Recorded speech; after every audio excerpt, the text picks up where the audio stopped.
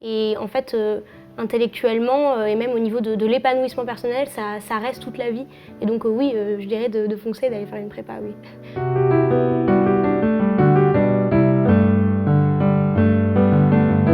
Un lycéen qui hésite à faire une prépa littéraire, je dirais d'y aller, de foncer et de ne pas se poser la question de si il ou elle n'est pas assez bon, ne pas en fait se laisser peut-être piéger par un syndrome de l'imposteur. Les professeurs sont là pour nous évaluer, il ne faut pas s'auto-évaluer avant d'entrer en prépa. Moi quand je suis rentrée, j'avais vraiment cette image que les écoles normales supérieures c'était complètement inaccessible et que j'y allais voilà, pour voir, mais j'étais pas du tout sûre de pouvoir prétendre à une excellence telle.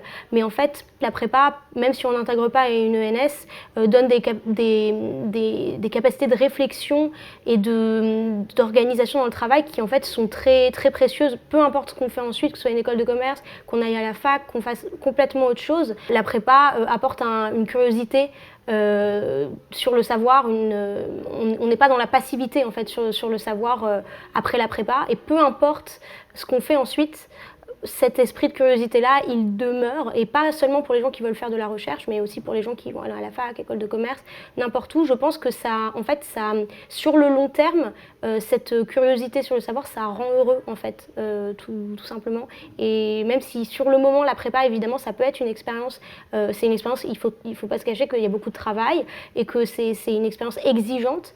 Par contre, c'est vrai qu'après, quand on commence à y arriver, quand on commence à avoir cette curiosité, c'est très très très satisfaisant et ça reste toute la vie.